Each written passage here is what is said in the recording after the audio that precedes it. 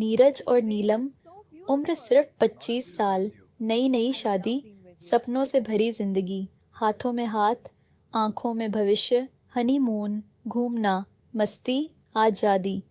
लेकिन कुछ ही महीनों में जिंदगी ने करवट ली। नीलम प्रेग्नेंट थी, पर उसके चेहरे पर खुशी नहीं, डर था।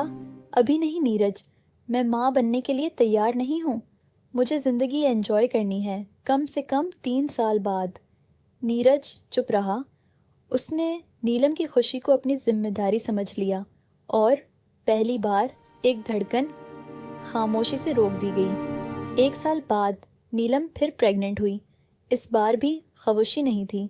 मुझे अभी अभी नौकरी मिली है, अगर अब बच्चा हुआ तो सब रुक जाएगा। नीरज फिर चुप रहा और दूसरी बार भी एक जिंदगी बिना आवाज के मिटा दी गई। वक्त आगे बढ़ गया। 3 साल पूरे हुए। अब नीलम माँ बनना चाहती थी। कांपते हाथों से उसने प्रेगनेंसी टेस्ट पकड़ा और रोते हुए नीरज से लिपट गई। अब मैं तैयार हूँ। लेकिन ये खुशी ज्यादा दिन नहीं टिकी। 2 महीने बाद खून और डॉक्टर की वही आवाज, मिसकैरेज हो गया है। फिर कोशिश, फिर प्रेगनेंसी, फिर वही अंधेरा। बार बार उम्मीद टूटती रही। आखिरकार डॉक्टर ने फाइल बंद करते हुए कहा, आपकी बच्चेदानी कमजोर हो चुकी है, अब आप माँ नहीं बन पाएंगी। एक भी नहीं। नीलम की कांपती आवाज। डॉक्टर चुप रहा। उस रात नीलम ने पहली बार माँ न बन पाने का दर्द महसूस किया। कमरा खिलौनों से नहीं, सन्नाटे से भरा था। एक दिन पुरानी फाइल हाथ लगी। 2 रिपोर्ट्स, 2 तारीखें, 2 मिटाए गए सपने। नीलम टूट गई। अगर उस दिन मैं रुक जाती तो आज मेरी गोद सूनी नहीं होती। नीरज चुप था, बस आंसू बह रहे थे। नीलम ने पेट पर हाथ रखा। माँ बनने का एहसास मुझे तब हुआ जब मैं माँ बन ही नहीं सकती थी।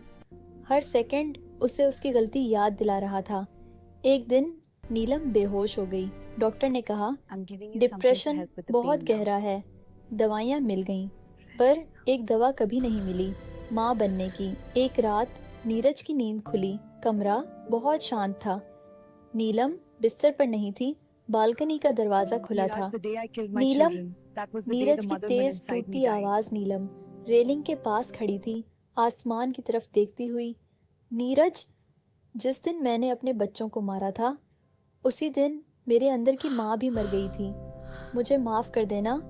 ऊपर जाकर अपने बच्चों से कहूँगी, देखो तुम्हारी माँ आ गई है। नीरज की टूटती आवाज़, नहीं नीलम, प्लीज़। और उस रात 2 लोग जिंदा तो रहे, लेकिन अंदर से पूरी तरह टूट गए। कुछ फैसले आज़ादी देते हैं और कुछ फैसले जिंदगी भर का खालीपन। अगर एक कहानी आपको अच्छी लगी तो लाइक और शेयर करें। दोबारा फिर मुलाकात होगी अगली कहानी में। तब तक आप लोग अपना ख्याल रखें। धन्यवाद।